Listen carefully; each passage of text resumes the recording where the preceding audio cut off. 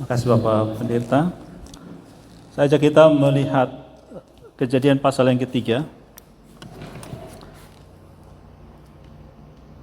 ayat yang ke-15.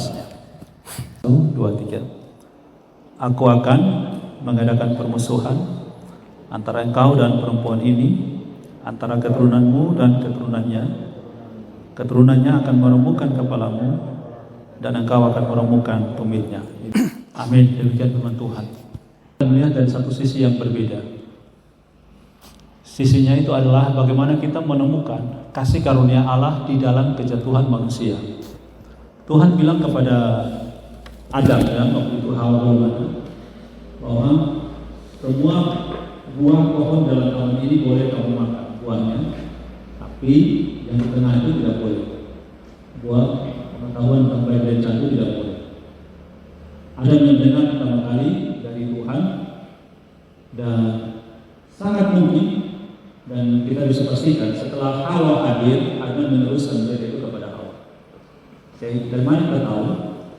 Karena dari kisah Kejadian pasal ketiga, ayat 1, 2 dan seterusnya, ketika terjadi percakapan antara Hawa dengan ular, yang disebut ular itu binatang yang paling terpisah itu, Hawa mengatakan seperti yang Adam katakan, tetapi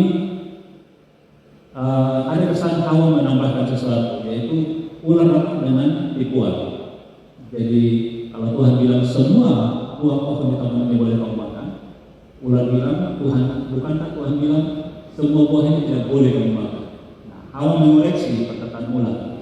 Hawa bilang Tuhan tidak bilang begitu. Tuhan bilang boleh makan, tapi yang di tengah itu jangankan makan, raga saja tidak boleh. Padahal perintah Tuhan itu raga boleh. Yang tidak boleh adalah tidak boleh makan. Betul ya? Mari coba kita koreksi. Coba kita lihat Kejadian pasal 3. Di ayat ketiga, Hawa katakan bahwa jangan kamu makan ataupun raba buah itu. Coba kita kita mundur ke pasal yang kedua. Pasal yang kedua tentang perintah itu, Tuhan katakan dalam Kejadian 2 ayat 16-17. Kejadian 2, 16-17. Lalu Tuhan Allah memberi perintah ini kepada manusia, yaitu kepada Adam. Hawa belum hadir, karena Hawa hadir itu di ayat 20-an. Nah, semua pohon dalam taman ini boleh kau makan buahnya dengan bebas. Ayat 17. Tetapi pohon pengetahuan tentang yang baik dan yang jahat itu janganlah kamu makan buahnya, sebab pada yang kau makan pastilah kau mati. Nah, sekarang kita lihat faktanya, kronologi faktanya.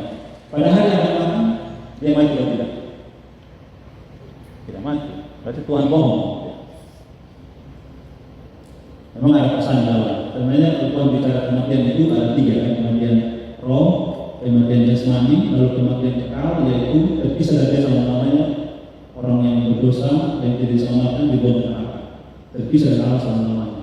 Pada hari Adam dan Hawa makan, mereka mati secara spiritual, secara rohani mereka mati. Buktinya mereka takut bertemu dengan Tuhan. Karena itu disediakan untuk menghidupkan kembali spiritual kita. Nah, tetapi yang uniknya begini. Waktu Adam dan Hawa makan, lalu mereka mati. Salah satu bukti dari mana untuk bahwa mereka mati, kita baca di pasal 4 dan seterusnya, Adam mati, Hawa mati, semuanya mati. Tapi kabar baik yang anugerahnya adalah begini. Ketika Adam dan Hawa makan buah itu, lalu mereka mulai mengalami dosa, mereka mulai takut bertemu dengan Tuhan, mereka mulai bersembunyi. Tuhan akan cari, dan ini uniknya. Meski Adam sudah jatuh dalam dosa, tapi dia masih tahu Tuhan datang. Dia mendengar langkah itu, dia tahu itu Tuhan datang, lalu dia bersembunyi. Pesannya begini, kita yang berdosa, kita masih bisa tahu Tuhan bicara. Kita masih dengar, tapi masalahnya kita sudah dengar itu cuek.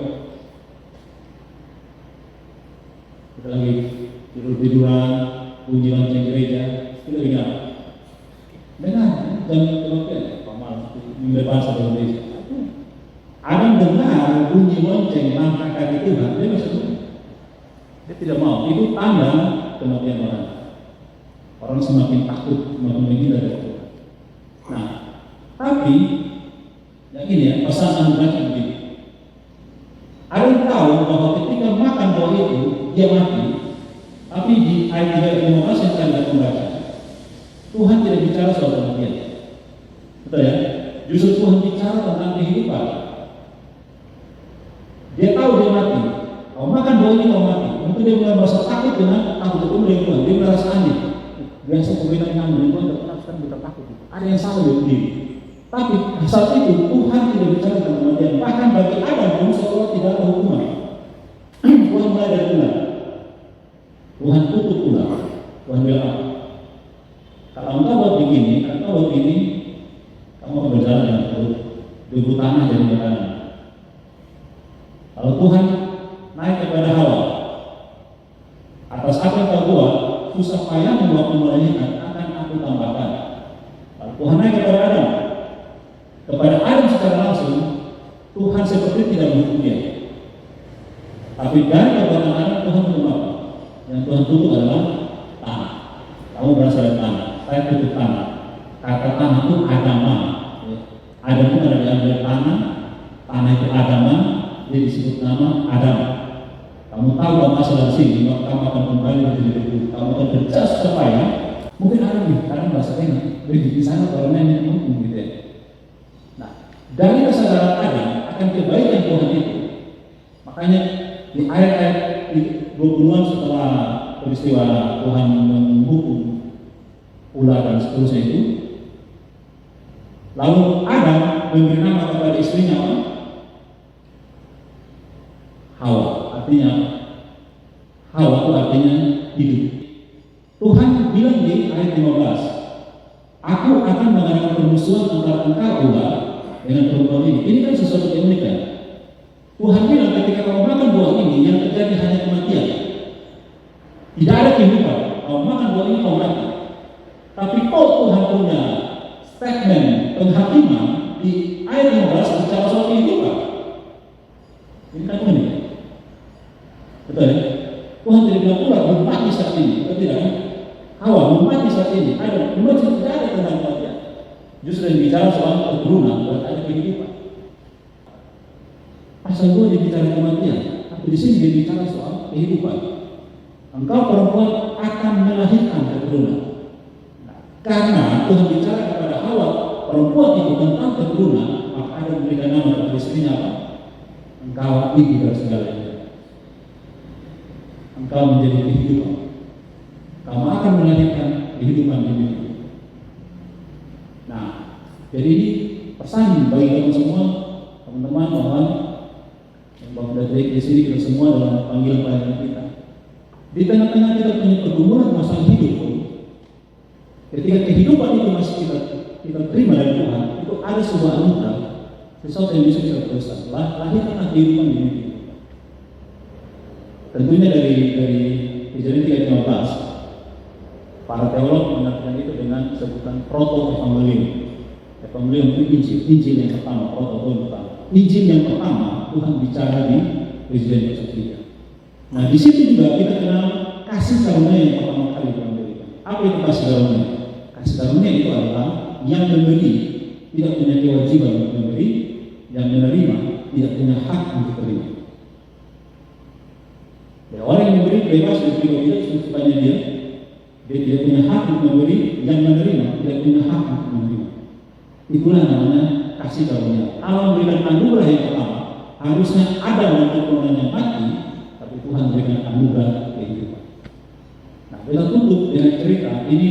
Jadi dari situ kalau paham itu proto-evangelium bicara tentang keturunan perempuan. Jadi Tuhan tidak bilang keturunan, tapi keturunannya hanya satu, yaitu bicara soal Yesus Kristus. Keturunan dari perempuan itu akan menghancurkan kepala. Bicara soal Yesus Kristus. Nah, kita loncat ke Yohanes pasal 3. Dalam Yohanes pasal 3 ada satu ayat yang terkenal yang kalau kita dibimbing biasa itu menjadi ayat pesan berita anugerah.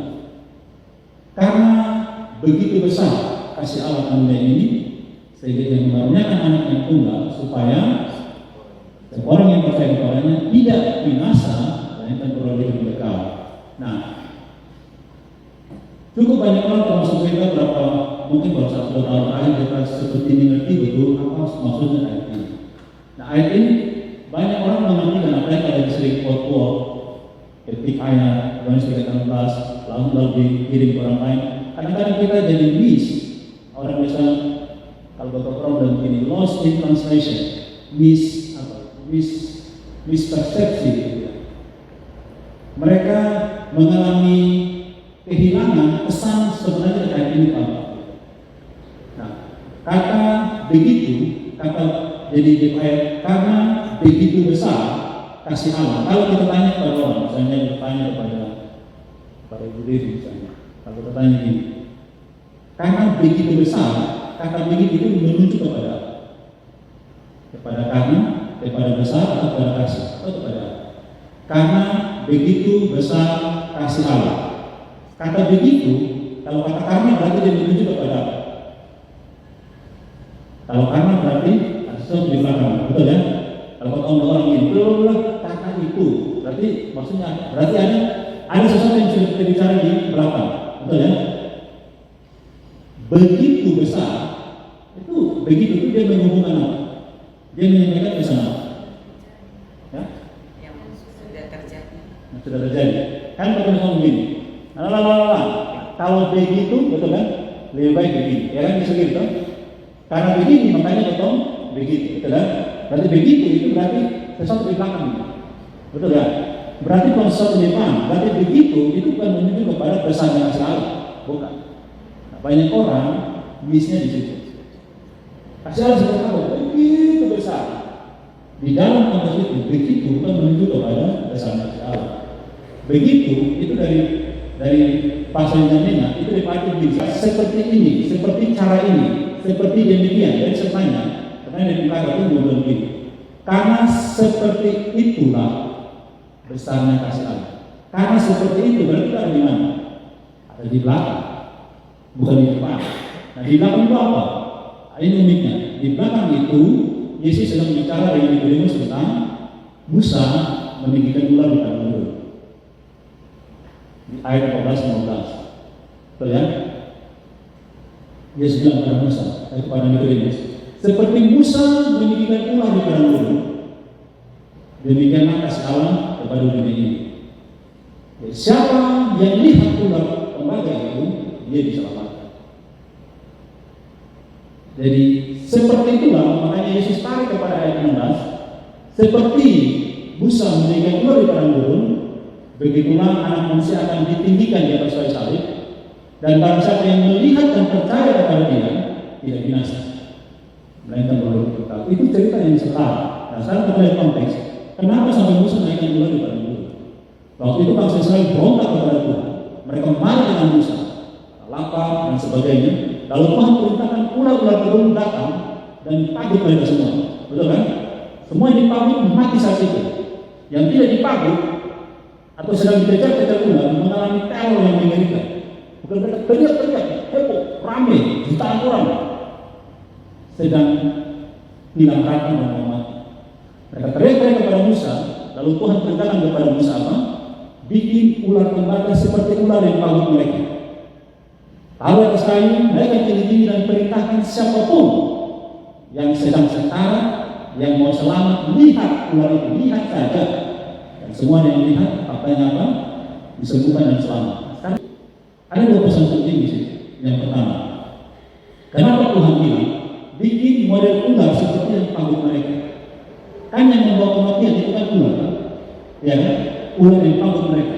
Tuhan bilang naikkan dalam bentuk tembaga supaya mereka tahu ular yang dipagut mereka itu sudah disalibkan. Bisa angkat sini, sudah disalibkan. Yang membawa maut itu sudah disalibkan. Ular yang membawa kematian itu sudah disalibkan. Ketika Yesus disalibkan, dia yang tidak berdosa dibuat berdosa. Dia tarik semua dosa kita kepada dia. Dia yang tidak berdosa dibuat berdosa.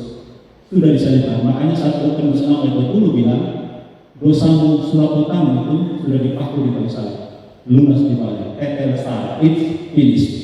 Clear. Kamu tidak punya utang lagi. Kamu tidak berdosa lagi. Dosamu sudah dipaku. Itu pesan yang pertama. Pesan yang kedua, seperti anugerah, kamu sakit harusnya butuh dokter, butuh obat, Tapi hanya dengan memandang ular tembaga itu, kalau kamu mau diselamatkan, lihatlah Kristus yang sudah disalib. Pandang kepada Dia, kamu beroleh anugerah, kamu selamat. Selesai. Di situ kita paham, masuk surga itu bukan karena perbuatan baik. Masuk surga karena anugerah dalam Kristus. Dia sudah bayar utang kita, dosa kita. Lalu untuk apa kita berbuat baik? Supaya kamu masuk surga, kamu dapat upah hasil dari payah di dunia. Clear, itu tadi. Karena itu supaya urus. Kenapa dia hari ini harusnya kita dengan keluarga, suami, istri, anak, santai-santai nikmati. Karena kita urus corona. Urusannya mau semarang kita. Ya, kita berjuang. Supaya seperti pesan Yesus dalam Matius 23, kalau kamu menang, kamu dapat mahkota kehidupan, kamu boleh makan buah pohon kehidupan, kamu nikmati hasil jeripayanya di dunia ini. Itu terjadi. Jadi bukan untuk selamat. Kita sudah selamat. Kamu yang memandang Kristus, selamat. Ada orang yang bilang begini, kok jadi Kristen gampang sekali ya? Kan yang lain, agama lain kan ajarkan agama lain itu ajarannya adalah bagaimana manusia menggapai Allah. Tapi ajaran Kristen bukan manusia menggapai Allah, tapi Allah menggapai manusia.